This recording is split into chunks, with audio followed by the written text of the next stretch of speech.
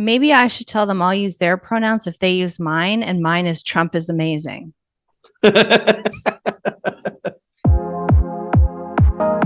You're hanging out in the House of Sunny podcast, where it's always sunny, mostly because of your host, comedian and YouTuber, Sunny Lohman. Want to know what Sunny and her friends are thinking about this week? Well, here she is, Sunny Lohman.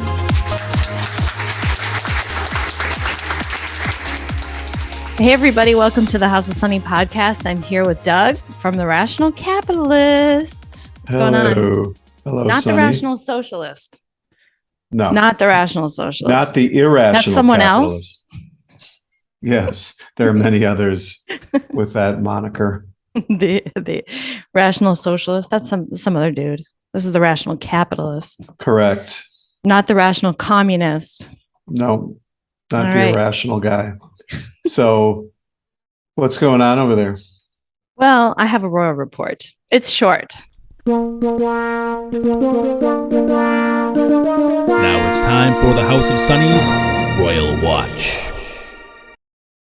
We'll start with that, and then the whole episode is going to be about this gender stuff. Oh, boy. So we're going to talk about, I know, Strap in. I'm worried Strap on. So given that we already got a strike, I think we got to keep it.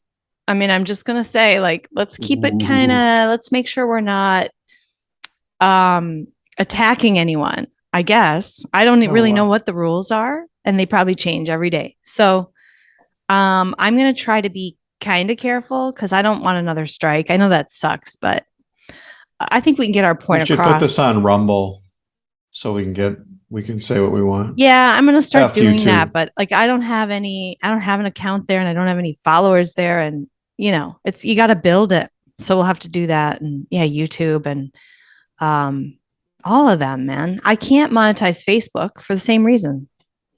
And I mean, I don't really try because since I've been sick, I haven't really done much on Other the than business that, side of this. it's working. Your business plan is in full My operation. business plan is literally to just hang out with you for an hour every week. That's kind of it. Yeah, Shouldn't millions be pouring on my head somehow from just that? that's the socialist plan. That's right. Other than that, I paint pictures and contemplate my navel, and that should be enough. Well, I see that's not your artwork in the background, is it? No, that's my daughter's artwork from actually a couple years ago. It's just, I'm not even in my office.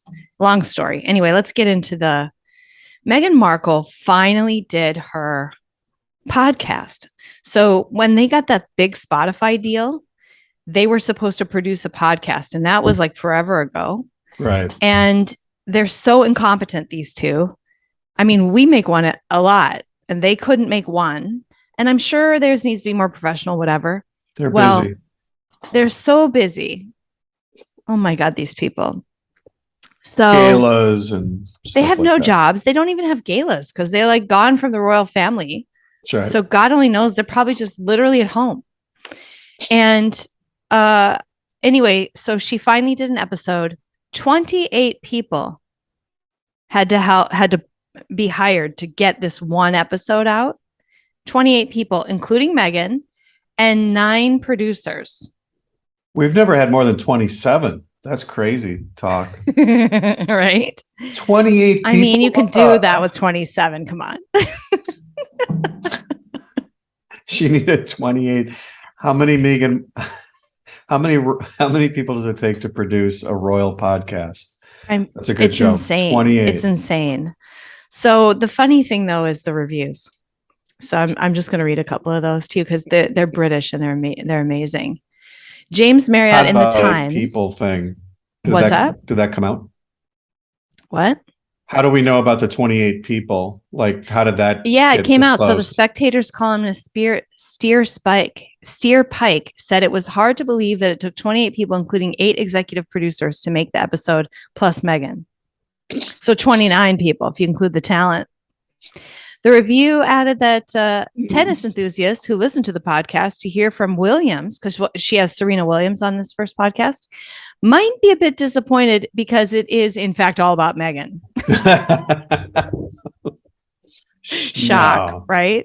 unbelievable. And here's one of my favorites. James Marriott in the Times described it as a tastefully soundtracked parade of banalities, absurdities, and self-aggrandizing Californian platitudes. His one-star review said the podcast will make you feel you've been locked in the relaxation room of a wellness spa with an unusually self-involved yoga instructor.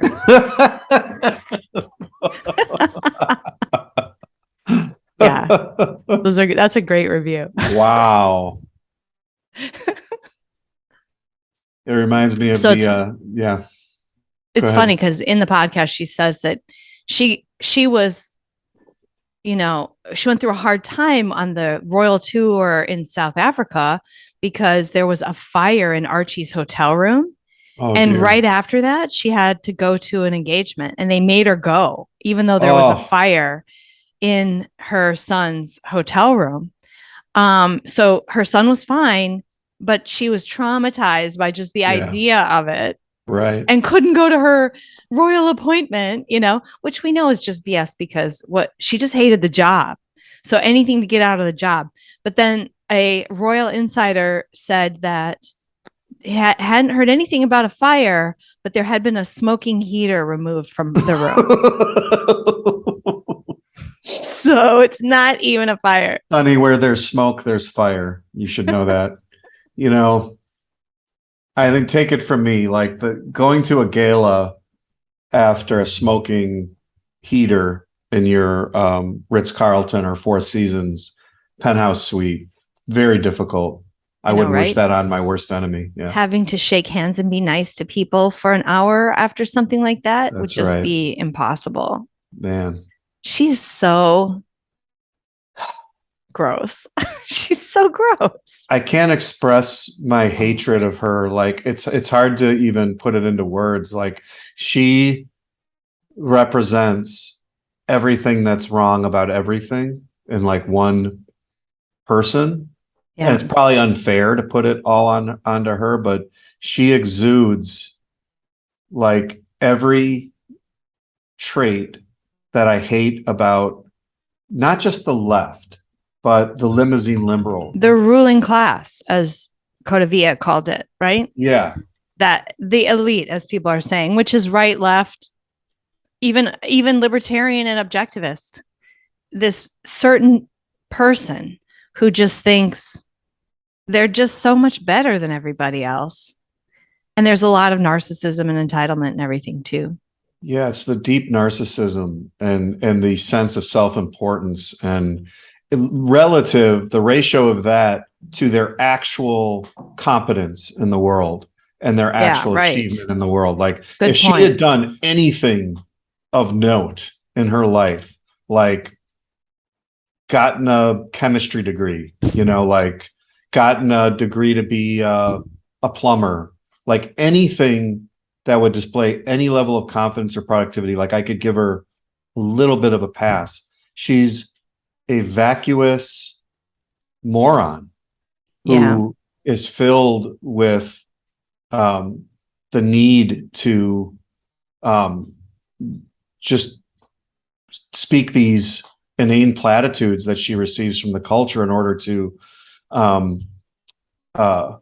get standing and virtue signal like her people. And it's the combination of that is so awful, and it's just exasperating. There's a segment of that class, that ruling class of entitled idiots, ignorant idiots who, but there's a segment of that group that talk to you like you're a child.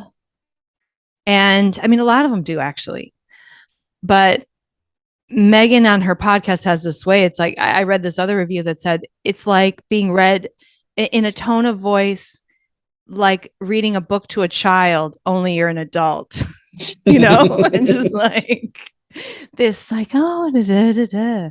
And just right. And then like giving a lecture to almost in this soft, motherly way. And I remember the guy, Josh from Disaffected podcast, talking a lot about this borderline personality woman who talks to people in this really feminine teachery way. And it talks to adults, as if they're the teacher and you're the child in the classroom. But even if you talk to children in a classroom that way, to me, that is just fake and condescending. It's just, it's not the way to talk to human beings. Anyway. All right. That's it for our Royal Report.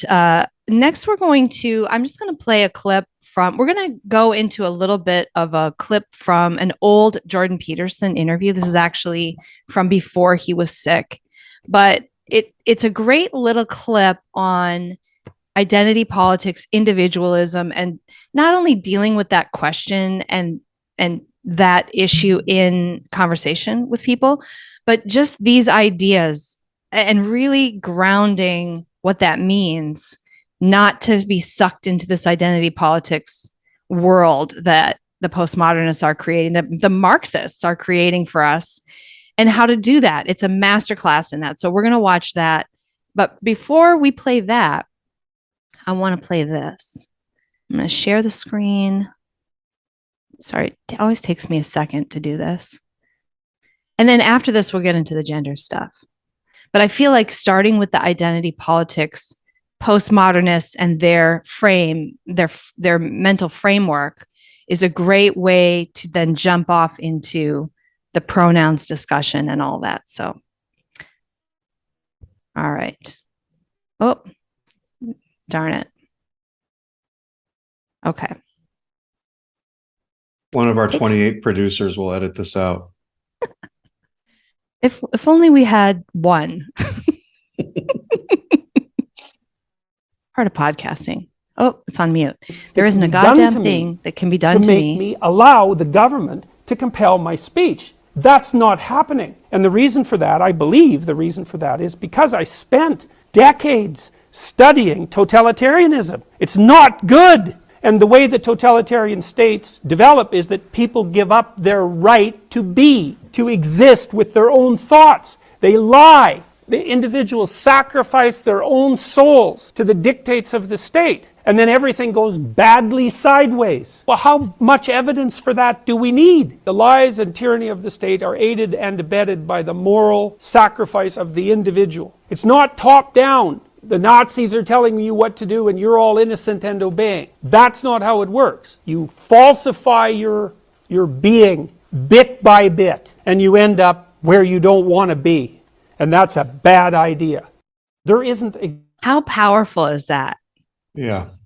So just to point out that Yaron Brooks says that if you like Jordan Peterson, you can't be an objectivist. Yeah, we always have to note that. If You're that part of the isn't fifth column. If that isn't the plainest example of just literally envy, Yaron Brooks' hatred of Jordan Peterson. Oh my God. I mean, that guy, he actually sounds like Rand there, that your self-interest is to protect your integrity and to be honest, because it protects your own regard for yourself and your self-esteem, and, he nails it. And I love that he nails that this moment where you agree to lie and not demand that you have a right to be is the moment that's how they make a totalitarian state, is they get people to do that. And tell me if that isn't the most brilliant minute analysis of where we are. Yeah. We are at that stage in society where people are self-censoring. Everyone is everyone. And this is right left. I mean, I was talking to a woman that I know yesterday. She's not really political. She's probably leans left, because everybody who's not political is kind of socialist by default these days. But she was telling me how, and she's not from here. She's a native Spanish speaker. She's from another country. And she was telling me about how hard it is. She's going to school in San Francisco and dealing with all of the pronouns and all the ways she has to talk to people in her second language that she's not super confident in already. So grammar, she's trying to hold the grammar of English and can't because they're making her jump through all these hoops. And she's just like, she's constantly having to say, this isn't my first language. I have a hard time doing this, you know? We have two genders in Spanish. That's what she's thinking. Yeah. There There's are only two genders. there There used to be none in English.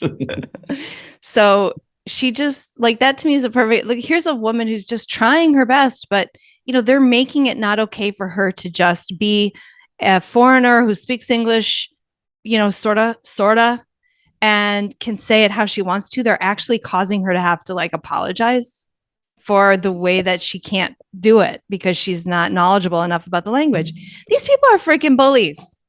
No, that's a cognitive assault. I mean, but the important thing is they're doing that to English speaking people. I mean, this is a cognitive attack on how we think about reality. Yeah. And it's not just the pronouns. It's, you know, it's so many different things. Changing the definition of inflation. You know, having questions about an ELECTION, which I probably can't even talk about. If you want an audit, if you want to look into it because you've heard a lot of anecdotal stuff in your community, that is not allowed. Like that speech is not allowed. Last year, if you questioned the shots, you weren't allowed. That speech was not allowed, and you weren't allowed to use your own mind and say these things, or you'd get attacked, potentially fired from your jobs. You know, like It's not just some social crime. You know, your kids. Like I have this situation where my child goes to a school. I interact with the mothers. I want her to have friends. I want the teacher to be good to her. And I have to think very carefully before I assert my own desires, my own opinions about things. I don't hide, but everyone else is. There was a thing that happened. I'm on a text thread with all these mothers, and there was a thing that happened that's not good for the school. And everybody's like, oh, wow, she looks amazing. She looks like there's this new teacher. This teacher's not good. This teacher's never taught before. And the whole background they sent out, it was just a bunch of BS. Maybe she's a good teacher, but I don't know anything about it. But all of them are just, oh, amazing, wonderful, amazing. I'm like, nobody thinks that. Nobody really thinks that. They're just trying to be friendly and positive and just forgive everything and forgive anything. And I remember feeling this way in corporate America, like that everybody was so fake. Everybody was so positive when they felt they needed to be positive. And then, you know, the person who says, yeah, I don't think that's good is the one who's like attacked as the bad guy. You know, you can't look out at reality and say what you think in many of these environments. And that has spread out into the whole of society. Yes, the emperor has no clothes. But it's way bigger than that. At this point, we are at that threshold of totalitarianism. I mean, we were locked down. We were made to mask our kids. We were pressured at such a high level to inject ourselves with medicine. We are forced to buy health insurance by the government. Like there's so many ways that we live under totalitarianism already. And now they're attacking our brains at like constantly. Yeah. So it's a total breakdown. It's a breakdown of standards and objectivity on every level, which is what essentially this gender stuff is too. You know, doesn't this have to be a bright line? This moment where they get you to agree, oh, I guess the election was fair. Oh, I guess these are safe and effective, even though they haven't been tested, they haven't been used, and, you know, against everything, you know, just everything we have to accept things that we don't agree with. Abnormal rates of young men dying from heart conditions. Yeah. No, don't look at that. Can't be. It's it's something else. Now they're trying to blame that on COVID itself. So anyway, Yeah. all right. So let's see this other Peterson video for some more genius. So this is an interview. You want to cue this one up because you're the one who sent this to me. Sure. This is an interview with this smarmy British woman, this smarmy British leftist. She's so cringe. And I'm not sure exactly what part you're going to play, but I love this video and this interview because not only because of what he says, but the sort of like meta process of how he deals with her. And I think it's really instructive because he never attacks her. He never says she's this or that. And yet he never accepts any of her premises. She has all the postmodern identity politics premises that are built into every one of her questions. And he always starts his answer predicating with, I don't think that way. Like, I don't like thinking this way. This is not the right way to think. And then sometimes he gets angry, but it doesn't feel like he's attacking her. No, because he always refers to the data, the literature, to science, and to facts. So he always comes back to, no, this is there was studies, this is science, this is clearly observable to everybody. He never says, no, you're dumb, you're stupid. No, how could you say that? Yeah, he never, and that's probably his training as a clinical psychologist and learning how to effectively persuade someone or how to communicate with someone who's hostile. You can tell he's angry. His listening skills and that, being able to sort of control his own emotions. Okay, let's listen to this clip. In our culture for a long time. And when you say your views and readers, are you hang on, I have it on double fast. Let me slow that down.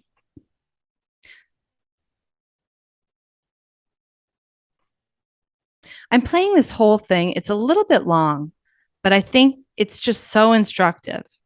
So she starts out and she kind of builds, like she won't let him go with this idea that his only audience is men. She just kind of won't let it go. And eventually he kind of gets angry. So that's what's the important part to see. Okay. In our culture for a long time. And when you say your viewers and readers, are you thinking here of a specific group of people? I mean, are these targeted on a particular group? No, I wouldn't say so. I have more male viewers online, but on YouTube, the standard viewer is male. So it isn't obvious that that's a consequence of my philosophy, let's say, more than an artifact of the technology. I think that male activity is viewed with far more skepticism than is warranted at the moment, and that's certainly a problem, and that's part of the viewpoint that assumes that what our culture is best construed as oppressive patriarchy of some sort, and that any activity within that is to be regarded as a manifestation of that proclivity towards tyranny, which is an absolutely appalling viewpoint in my estimation, and I make that what would you call it, opinion quite clear. But for me, most of this is a matter of psychological endeavor, not political endeavor. We might come back on the proclivity towards tyranny later on and how that relates to how you see this argument. But just on your interest in young men, particularly in the young male in Western societies, you often talk beyond that, but mainly I think that's your focus. Would it be fair to say that your focus is on how men feel in societies and where you feel they're under attack? I don't think that is my focus.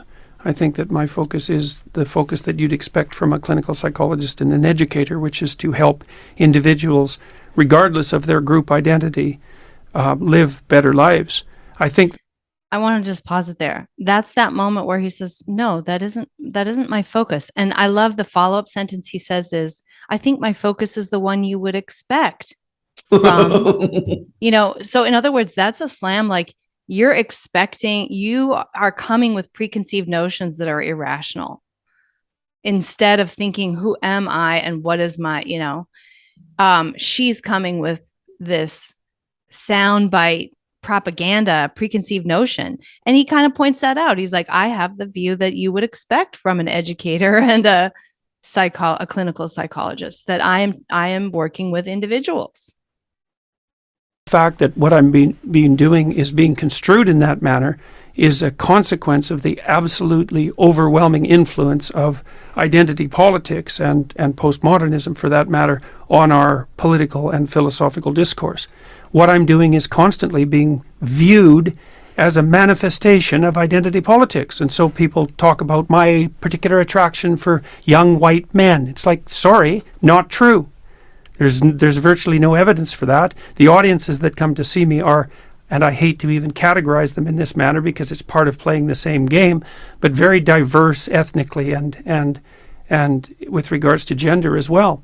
So the problem is that the way that our discourse is framed right now, it's impossible to avoid being shunted into an identity politics box. And I think that there's nothing about that isn't reprehensible. You sound, I mean, I'm really interested at this point in exploring what, where you're starting from, but you sound quite angry. What do you feel angry about this? I'm appalled at the role the universities have played in this, to have influenced the culture so that this is the manner in which our discourse is conducted. That the primary issue is which group is what you're saying targeted towards. It's like what I'm saying isn't targeted towards groups. In fact, it's precisely construed as an antidote to the idea that your message should be targeted at groups. I'm interested in the individual, and it also makes sense given my background. First of all, I'm a professor, so I teach individual students. And second of all, and perhaps not in that order, I'm a clinical psychologist, not a sociologist, not a politician, none of that, concentrating on the development of the individual. And when I go do my talks, I have thousands of people coming to my talks, and I meet thousands of people as a consequence of doing that personally. And none of them talk to me about politics. All of them say the same thing. They've been watching my lectures online, or they've been reading my book. They were in a dark place in their life. They've been trying to adopt personal responsibility and a vision for the future, and and to tell the truth to the degree that they can, to take responsibility for their own behavior, and to improve their lives of their families and their communities. And because of doing that, things are much better for them. And that's the story. I'm interested that you chose self-help. So I think it's important that he's pointing out this is postmodernism, it's identity politics versus the individualism which as Americans, we need to understand that that's what our country was founded on, and our society and the English society. It was individualism. And this is why we are so free. And Ayn Rand said that too. It's individualism versus collectivism. But the collectivists use this identity politics to wedge into society and wreck it. Well, exactly right, which is one of the things I loved about that exchange was how clearly we can see the difference between objectivity / individualism and postmodernism. What I mean by that is he's stressing universal values that apply to every individual. So he's talking about self-responsibility, independent thinking, and how that relates to meaning in life, how meaning and purpose relate to taking responsibility for your own actions. And so he's talking about that on a moral and a psychological level. And that applies to everybody. And that's exactly what he's saying is, hey, I'm applying this to everyone. She can't think that way as a postmodernist who thinks only in terms of groups and group power dynamics. So for her, he's only speaking to white men. And then he dispels that. So then she starts going, oh, this is just some self-help trope that everything is a category that he's using as a means of power and manipulation and oppression. So even her next follow-up question, which we didn't even get into, where she starts talking about, she says it politely, but she says, it's interesting that you've chosen this sort of like self-help trope. And she really kind of looks down on that. Equates it to like this Victorian England, like this old-fashioned these old fashioned Rules. values and stuff, and Yeah. how quaint of you to choose that as your tool of power and oppression. She's constantly in this frame of mind of that power dynamic, and he's just constantly dispelling it. Like, no, everyone, I talk to everybody, and every individual, and that is the root. That is the root conflict that's tearing the world apart, and tearing, Right. like, not only these arguments apart, and dividing him from his own critics, but the whole world is being divided by this, because we're sitting here as like common sense kind of Americans, like, what the hell is going on? And you've got the postmodernists from above saying, putting everyone in a group and dividing everyone and telling you how evil you are and how ashamed you should be if you're not in a favored group. Yeah. And what's funny about, I mean, we think that the left is like, oh, they're just constantly shaming us, and they're constantly, but they actually do that to each other too. And they accept that shame. And they're so riddled with bad psychology. And, if you ever meet any, they're not happy. They don't seem very centered and happy. No, they're miserable. These are miserable people. Yeah, for the most part. So, okay, the pronouns thing. This, I understand this, and just with what Jordan Peterson is saying about how you can't lie and you can't submit to not having a right to be. And Ayn Rand would say, you have a right to exist for your own sake. You don't, and you need to assert that. That's part of individualism. But the other side wants to force us through sometimes legal, but oftentimes social bullying to change the way we speak and to call certain people by certain pronouns. And that is like the number of people requiring that has exploded. So it's not like it's the one or two. It used to be that every 10 years you'd run into a trans person who was trying to change their gender identity amongst their peers and at work and stuff like that. They were trying, and maybe getting surgery or whatever. Now it's this exploded phenomenon where no matter who you are, you seem to need this, especially the younger generation, the Gen Z. They all have to have a label that isn't straight or isn't cis white. Cis white it's that intersectionality where they don't want to be the worst. And so they have to be something, and everyone is becoming queer, whatever that means, but it means basically that you're not normal. And so even if you are a guy who wants to date girls, so you're straight, and you still have to call yourself like queer and gender fluid or something in order to like not be a bad guy. Mm-hmm. I like how Jordan Peterson connects morality and psychology. I think that's really important. He's giving people the why in there. Why do you want to be moral? Why do you want to be honest? Why do you want to tell the truth? But so here's my issue is abstractly, I can talk about these pronouns and I can talk about it culturally, and I see it as a phenomenon. I don't see it as a legitimate thing. I don't think these people are really, all of them are really confused in this way. Most of them are really just normal sexually and as far as their regard for their body, although by accepting that first step, they could be swept into not liking their bodies and not in depression and weird sexual stuff and perversion just by being open to it and starting to explore it. And if you've ever read any of these accounts by some of these transgendered girls who got, I would say, groomed into this and ended up taking hormones and doing things, and now they're detransitioning, the course of that, it's a manipulation. And the course of their, I don't know, what do you want to call it? Going from kind of normal and unhappy to in this place where they're denying their own body and medically treating that. A lot of it had to do with that first step of just, well, it was just to, I just said I was genderqueer because it was kind of the cool thing. And then I was seeing all this other stuff online, and then people were, it just gets worse and worse and worse. And they accept more and more and more and more and more. And the next thing they know, they're trans.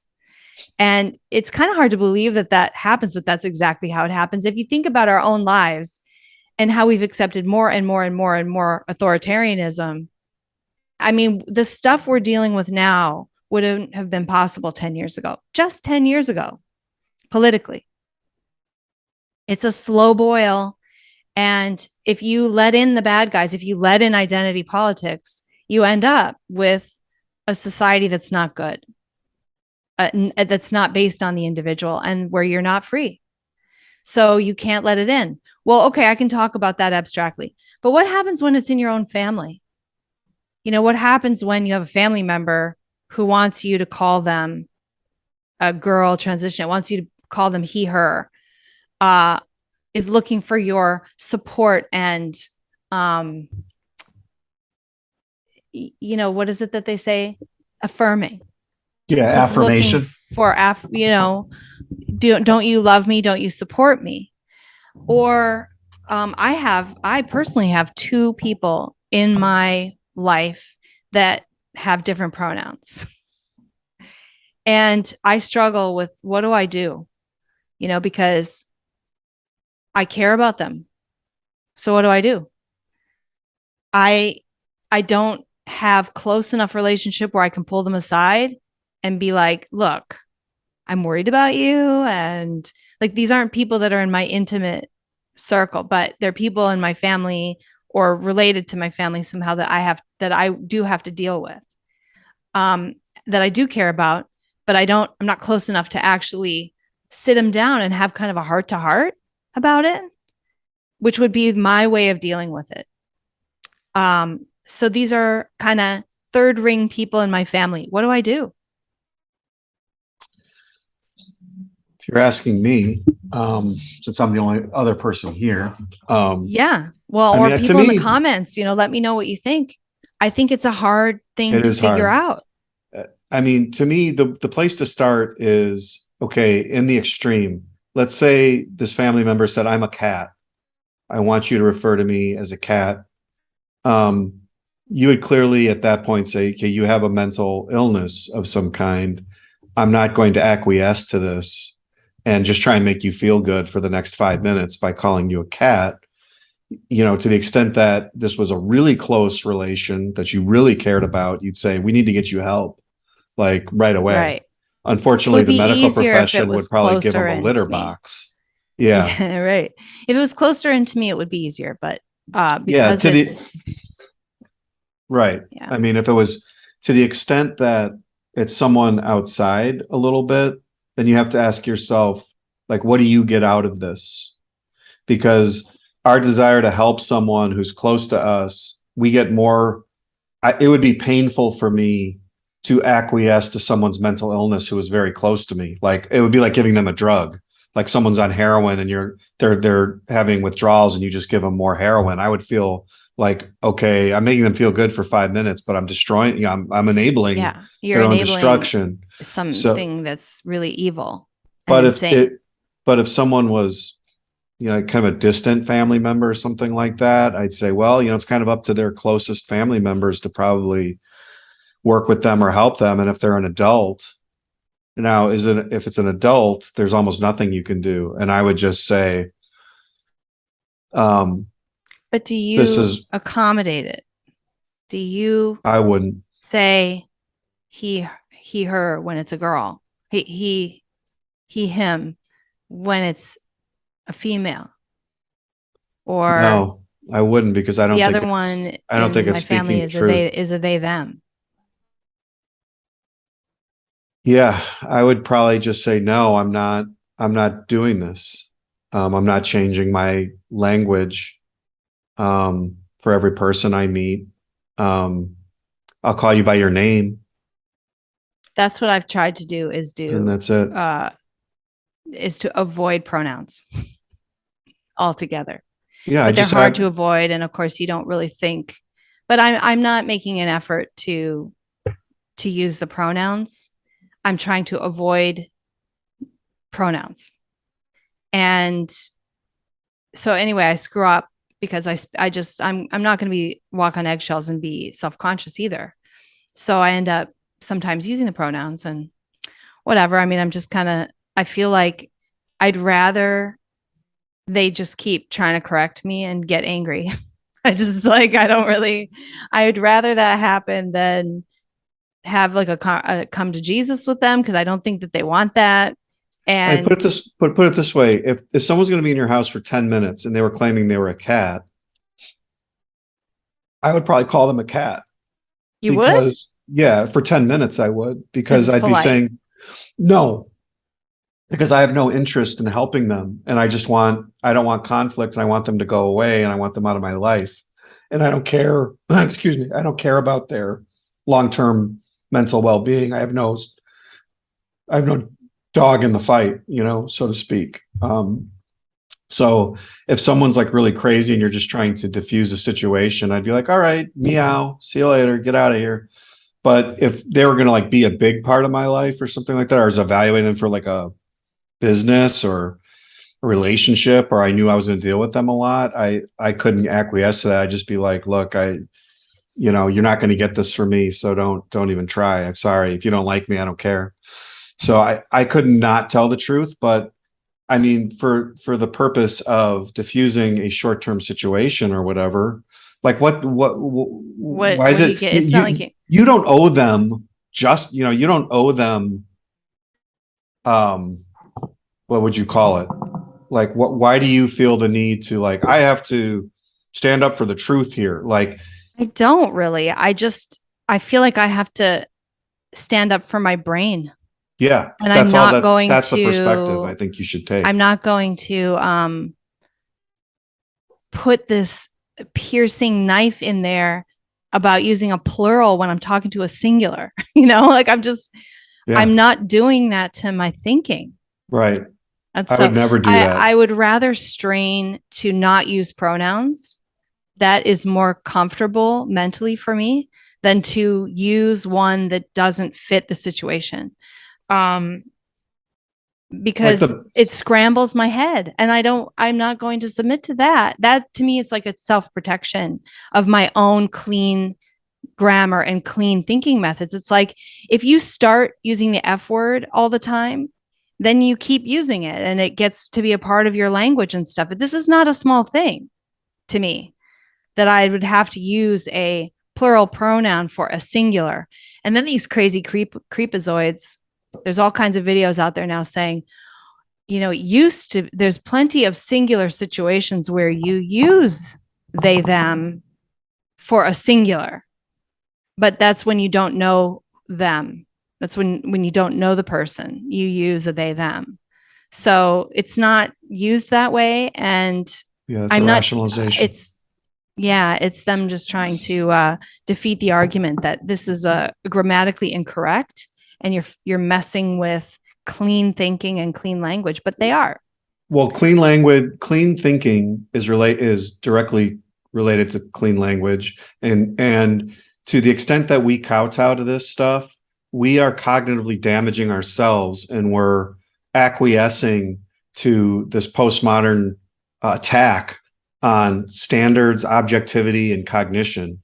There's an objective reality. Our job is to like ascertain what that is in order to be successful in our lives. If you're just trying to diffuse like a 2-minute situation, go away, I don't care, I don't want to fight with you, that's one thing. But to like permanently ask yourself to like alter your mind and your own cognition, and to deny what's in front of you and use opposite language. Like when I see a girl, I'm going to call him a guy. When I see a guy, when I see red, I'm going to call it blue, and green is yellow. Like that's going to F me up, and that's damaging to my own mind, and it's damaging to the society and culture. I'm not going to do it. Maybe I should tell them I'll use their pronouns if they use mine, and mine is Trump is amazing.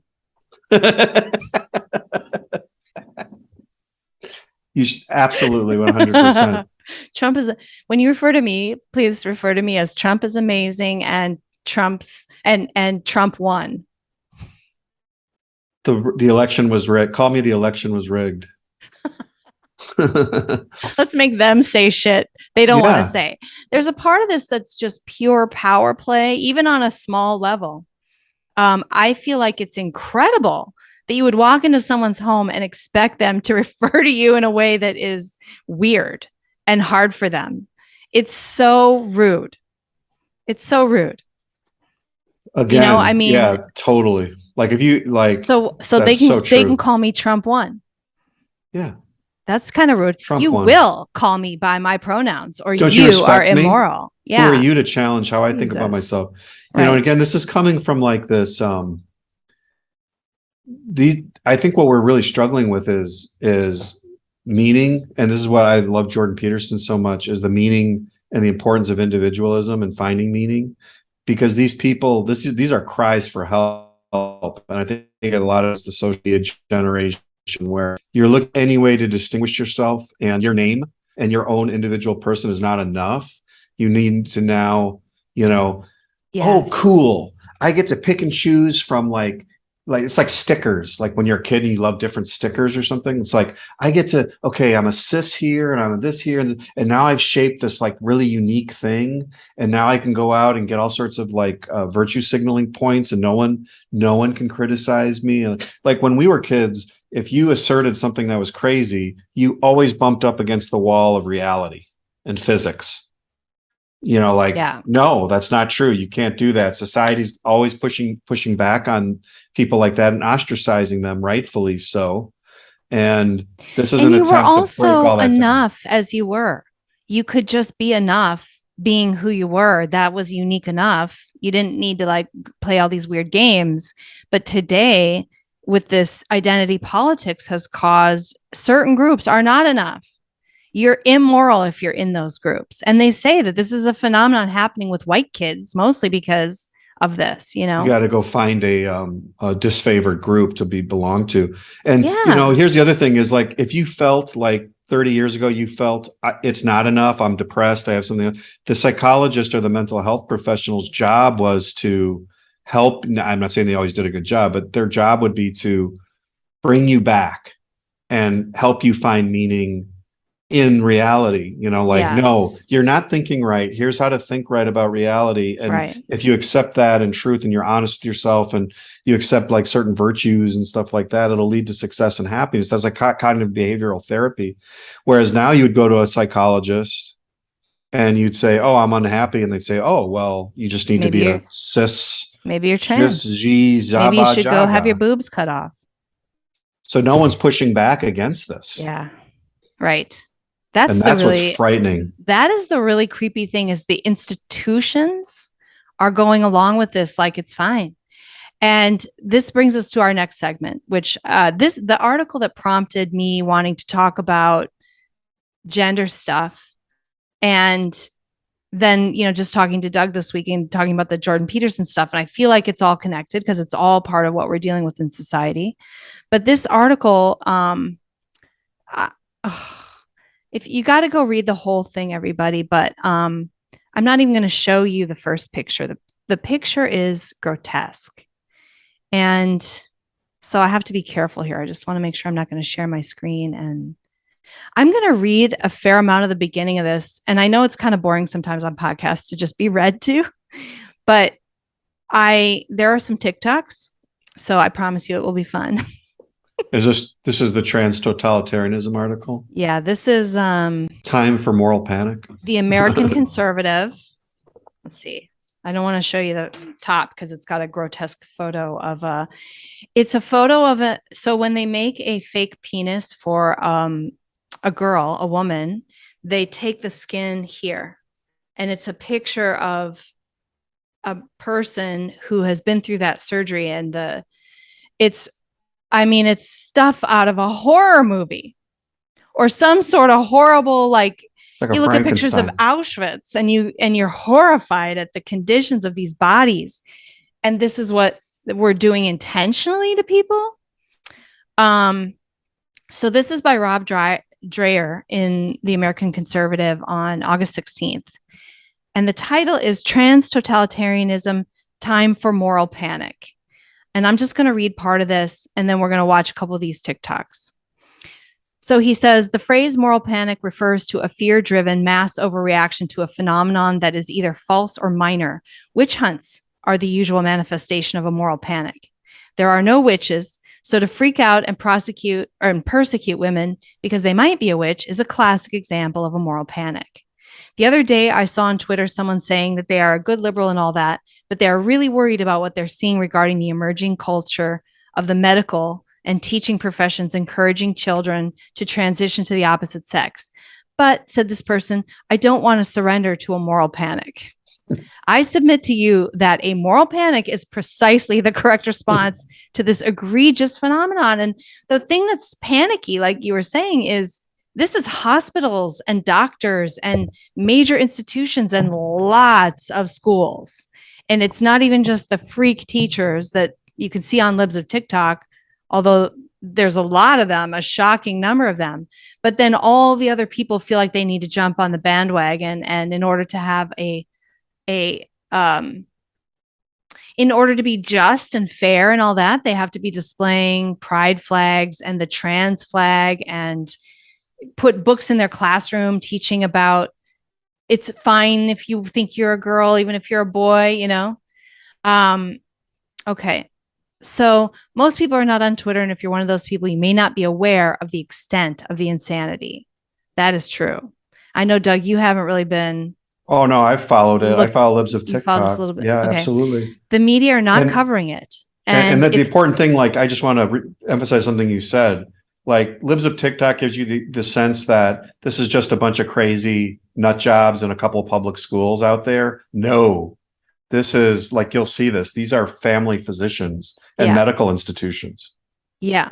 So the things they document are not nut picking, the practice of finding extreme weirdos and falsely using them as an example of the whole. They are completely mainstream. These are things that, if we had a functional media instead of a narrative messaging industry, would be widely reported and discussed intensely. Here's an example. Minnesota family physician says we need to give trans children puberty blockers, HRT, and transition surgeries. She also encourages teens to seek healthcare without their parents. We need to talk about what's happening in Texas. The governor is trying to take away vital health care from transgender kids and labeling it as child abuse. Giving gender affirming care to transgender children is medically necessary and supports their health and well-being. Did you know in many states you can get certain types of health care without your parents being there or ever finding out about it? It's today's Daily Doctor Facts. To figure out if you can get care sans parentals, go to your state health department website and find the laws related to teen health, consent, and confidentiality. So there she's explaining to kids how to do medical transition without their parents knowing about it. Oh, come on, some of you are saying. That doctor's clearly bonkers. Who else believes that? So glad you asked. Major children's hospitals, for one. Almost all of society is unaware we have a cult in our midst cutting off organs of children and calling it gender-affirming care. This is not limited to Boston's Children's. Kaiser Permanente in Oakland did a mastectomy on a 12-year-old girl and castrates 16-year-old boys. Yeah, I think folks have kind of covered the blockers and hormones, but I'll talk about surgical care in terms of masculinizing top surgery. I don't know how loud that is. I might have to. Who's had surgery through our program? So that's a video of a guy just talking very matter-of-factly about how the youngest mastectomy was a 12-year-old girl. I mean, you take a 12-year-old and you cut her breasts off. In what freaking society could that ever be deemed ethical? It's crazy. And it's Kaiser Permanente. Yeah. And this then is not like Joseph Goebbels. I mean, this is like, these are doctors in American hospitals. A 12-year-old girl, a 16-year-old boy getting his penis cut off and a vagina created. And I just like, I don't know if people can't make this real in their brains. It's hard. But if you have a healthy body, mutilating it in any way is unethical. For a doctor to mutilate that or attack that with drugs or unnecessary surgery is so unethical. We're turning these kids into lifetime unhealthy bodies. Anytime you do any kind of surgery, you have wrecked a part of your body. It's not like you can magically get a functional, real, whole healthy male genitalia if you're a girl. Every time you have a cut, like a major scar somewhere, that area kind of always aches and hurts, right? Think of major surgery. I've been sick for a long time. I've had surgery. It never is normal. It's never the same as the feeling of just normal tissue and normal intact skin. When you are sick and you have to take medications, there are side effects. Every medication has side effects. And medications often cause other problems, and you end up with these stacked issues. You know, things that aren't even related to your gender. You're going to take hormones, you're going to start having other problems. There are going to be other problems, and some of them could end up being permanent. So it's crazy to me that this is even done with one child, like not even one. And this is mainstream. And I'm sure lots of people, it was viral on the internet. Boston Children's had these series of videos explaining their gender affirming care. And they were just unbelievably cheerful people talking like this and talking about and using words that mask the fact that they're literally chopping off boobs, you know, and they use these happy little words with these happy little music behind them and these bright colors and talk. But what they're talking about is wrecking kids' bodies, cutting them open and mutilating them in permanent ways. How could anyone think too that a young child would be in a position to make a decision like that? Again, it's because there are no standards. There's no objective. Like we would say, no, you have to be an adult to make this decision. And this is like perfectly on brand for them to say, what, you're a 3-year-old, you're a 25-year-old, whatever, who cares? It doesn't matter. There's no such thing as like normality or standards or anything like that, or even biology. It's just whatever you want it to be. Can you go back to that line about under communism? I think that was one of my favorite parts of this article. Go down a little bit. Oh, down? Yeah. Right underneath this. Oh, yeah, can okay. you read that? When I was researching Yeah, so this is Libs of this is TikTok really- has an important essay about the left's attempts to sever the relationship between parents and children. This phenomenon is one of the clearest and most alarming examples of the totalitarian nature of the contemporary leftist project. When I was researching Live Not by Lies, people who escaped communism kept telling me that one of the characteristics of the totalitarian regimes they escaped was the state inserting itself between children and their parents. This is well known to historians. It's a fact. The theory was that the state is the true parent, and as such, needs to defend the rights of children against their parents, who are carriers of old oppressive values. So they're protecting the kids from the parents. This was necessary to liberate children from the past and from its evil values. I remember first learning about this aspect of communism many years ago and thinking that this is one thing that would never, ever be accepted in America. People would go to the mat to defend their children and the sacred relationship between parents and children. But now it's here. I think that is important. And a lot of these TikTok videos of these teachers who are saying, you know, I'm putting the trans flag up in my room, and I'm having these gender books, and I've created this space of non-whiteness. And they say stuff, they really disparaging to the parents. And when the parents get together and pass a law, they're like, these parents, they're, you know, these kids need to be protected from these parents. It's the same line. And a lot of times they'll use the language where they'll say, I'm just trying to create a safe space where all of my students feel comfortable to come to me and talk. And I'm like, whoa. I don't want my kid to have a safe space to talk to you about his medical, psychological. So like none of this is your business. Do not create a safe space for my child to talk to you about these things. That's not your role. You're a teacher. And being a teacher, I mean, if you focused on that role and became a great teacher, that would make so much difference in every child's life. When you have a good teacher that pays attention to you and you learn something, you're so inspired. And those people you remember for the rest of your life. Stay with that. You don't need to be their therapist and their best friend and they're like all these things. They want to be their teachers, parents. They're a state institution teachers, trying to be their parent. Yeah. Because you don't know how to be a parent, you dummies. We Even know. if it's a private school. So it doesn't matter, if it's a state institution or if it's a hospital or whatever, like there's no safe space to talk to my kid about that shit without me. That is not okay. And they say it like it's this virtue. That is a red flag.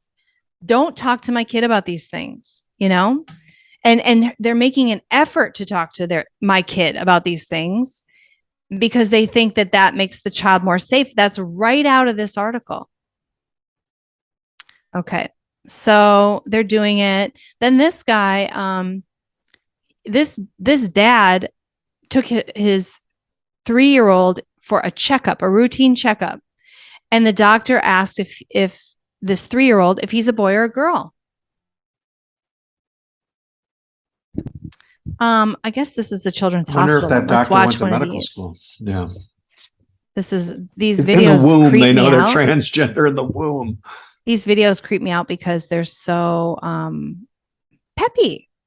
So most of the patients that we have in the GEMS clinic actually know their gender, usually around the age of puberty, but a good portion of children do know as early as seemingly from the womb, and they will usually express their gender identity as very young children, some as soon as they can talk. They might say phrases such as I'm a girl, or I'm a boy, or I'm going to be a woman, or I'm going to be a mom. Kids know very, very early. So in the GEMS clinic we see a variety of young children I'm a down pirate. to ages 2 and 3. Kids know very early, Doug. They say I'm a baseball player. I'm a pirate. I'm a princess. That doesn't make them a pirate or a princess, does it? God. And usually up to the ages Look of at her 9. glasses. When they come into the clinic, they'll see one And of her our head shake that psychologists, she does. and we'll be talking to them about their gender. We'll be talking to their family about how to best support that child and how to make sure Vocal that fry. child has the space and support to explore their gender and do well Space. throughout their development. And we'll be Explore answering their any parent gender. questions. A lot of They parents use that have words mean? like questions. that. Explore their gender. What does Oh, that mean exactly? Propaganda. Yeah. Get confused about what they were born with. Get mixed up about whether or not they can accept themselves and what they were born with. Like taking healthy, normal people and saying, is something wrong with you? Are you sure nothing's wrong with you? Are you sure that penis is what you want? Wait, you were just playing with And so we a answer those girl's toy? questions. Oh, The let's biggest chop your off. Piece of advice I give parents who are coming through the gender clinic at Boston Children's Hospital is to just be supportive. That's the Sometimes advice you she might gives not parents. Just be supportive. Shut No. the fuck up. No, Shut your don't be brain supportive of a down. 5-year-old. Shut your brain down and just be supportive parents. Like, can you imagine being lectured to by this woman in an office and told, just be supportive? Sometimes you might not understand. Sometimes you feel like you don't know the terms or you don't kind of get exactly what the child means when they say that they might be this gender. But the biggest thing you can do is just love your child and support them and just allow them to express themselves. That's the biggest protector as well against negative mental health effects such as depression, No, suicidality, anxiety. That's not right. That's a lie. That's evil. That's a lie. And Right? that flies in the face of But everything we look know. at how now. benignly she's saying this. Just be supportive. That's the best way that you can protect your child from being mentally ill. And she's just, oh my God, it's so evil. I can't even stand it. How can this be mainstream? She should be in jail. We worry about for our gender diverse kids and young adults. So that support from a parent is one of the best protective factors and one of the best things they can do. That support from the parent is a protective factor. It's one of the best things you can do. That's not protection. Unbelievable. That's just do whatever your kid says. Your 5-year-old says something and you do it. Just be supportive. That's not parenting. That's not being supportive of And your about kid. something so serious. I mean, Oh my God. I do believe that there is this very tiny minority of people, this intersex people who are born with two sets of Yeah, it's like gender. 0.00001%. Those people need these types of things, but that's it. Everybody else should not be allowed. Even the adults. I mean, I find the whole thing unethical. I find over plastic surgery unethical. Like if you're a plastic surgeon and a woman's coming in to you for multiple surgeries, at some point you have to stop and say, I'm not going to do any more surgeries for you. You have a mental illness. This isn't about looking better. You don't see yourself, your body dysmorphic. You need therapy. And I'm not going to mutilate your body anymore. That is, I believe in that. I don't think that you should do endless plastic surgeries. So why would I think that you should change a man's gender from male to female? Like not even changing his gender. You're just cutting off his like you said, making him appear more female. He'll never be female. Well, and when does this become child abuse? And that's the scary thing is like there was a time when parents engaging in this kind of stuff would rightfully get a visit from Child Protective Services where you'd be like, you're abusing your child. Now they're like sending those to the parents. You can't give them for the opposite. Like now it's the opposite. In Canada, if you don't affirm, you can have your child taken away from you. That's just insanity. So I think we need to end there just because we're going to run out of time. But that is mainstream. And back to we have to speak up on this issue. This to me is like we all need to be very morally clear about this. We do need a moral panic. What the heck is going on? And I do encourage you to go read that entire article. It's so informative, and also it does have just not too many, but some disturbing pictures. I'm usually the kind of person who avoids things like that. I don't like to put stuff like that into my brain. I don't need it in order to have an opinion. But in this case, I felt that I needed it in order to really understand the level of mutilation, because they're using these words, exploring your gender. Okay, that means removing the skin, having this Frankenstein looking in this, like it almost looks like it's down to the bone. And it's so hideous. That's not exploring your gender. That's mutilating your body and having a mental problem. And these doctors so benignly going through with it and then telling you that you're supporting their suicide or bad mental health if you don't do it. The other thing to read is any detransitioner stories. They're just full of how they were could these people affirmed too quickly, manipulated, and so on. I wonder, could these people ever conceive of a case where a boy says, I want to be a girl, and they would say, no, you're not a girl? Like, good question. Is there ever a time where you're actually dealing with someone who needs therapy and not surgery? And just like, no, Joey, you're not a girl, you're a boy, remember? Oh yeah, okay.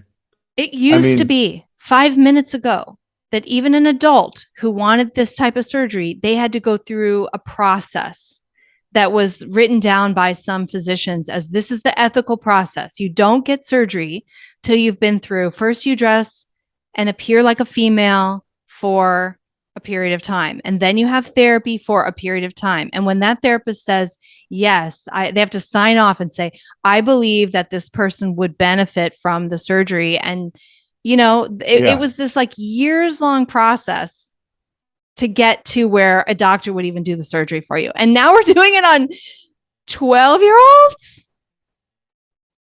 It is sick. It is so sick. I think we can all look at it and see that it is so sick. And so just stand clear in that and don't let them mix you up with their affirming and their soft speak, and they're talking down to you and telling you that you're endangering your child and you are the parent.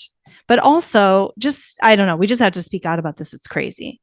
Now I wanted to end on kind of a fun note because some of this is just it's too disturbing. Funly. It's a little disturbing to end that way, right?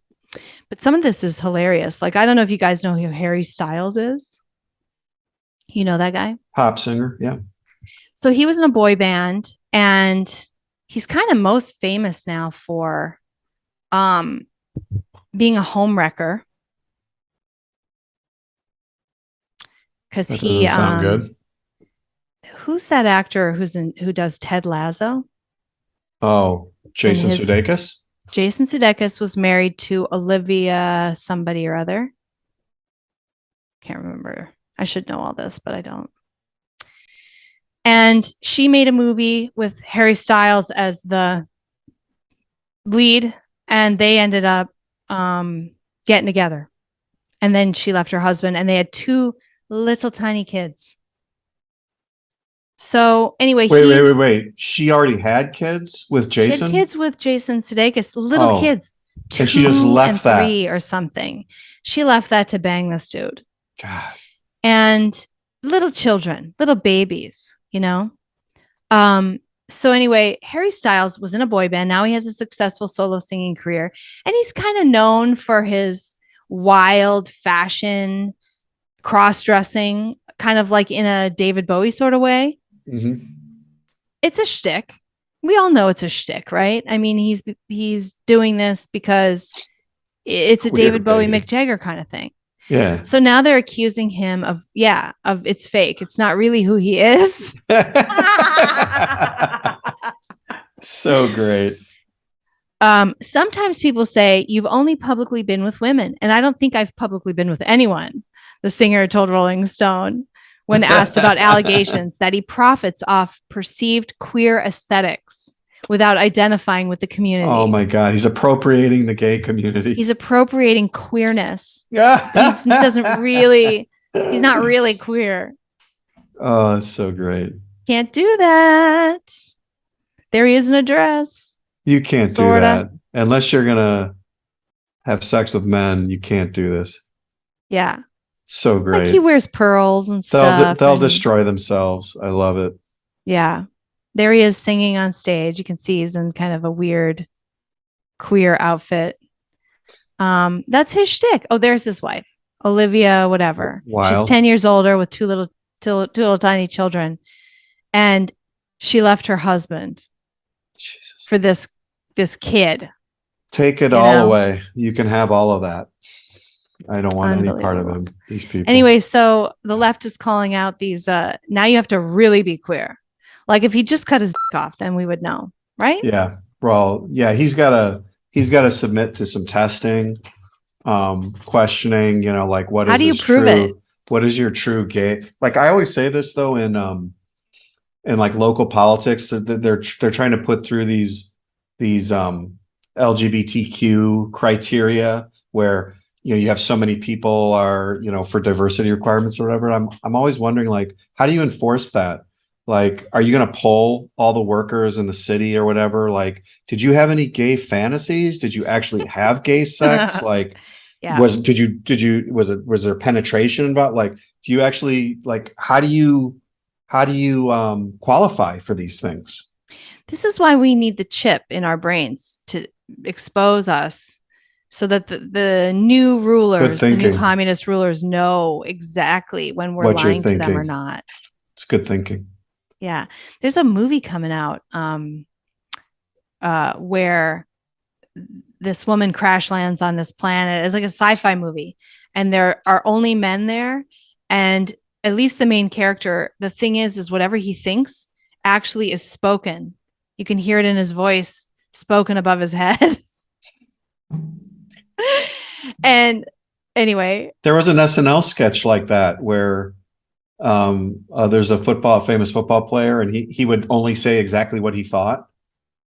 It was with Joe Montana. It was the same thing. Like whatever he was thinking, he would say. He would just say. So it was pure honesty. Yeah, I love it. All right, so don't go expropriating queerness without like some legitimate bona fides. It's funny because they want us all to fake it, but then they don't want us to fake it. Bona fides or something else. All right, everybody, that does it for our show this week. Thanks for joining us, and we'll see you next week. With satire and fun.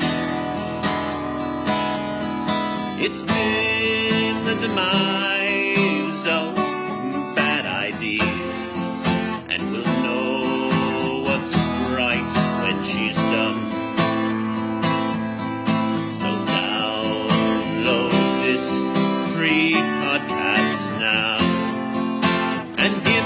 perspectives you may lack. It's concise and right and achieves world peace. Guaranteed all your money back. Last time, ready?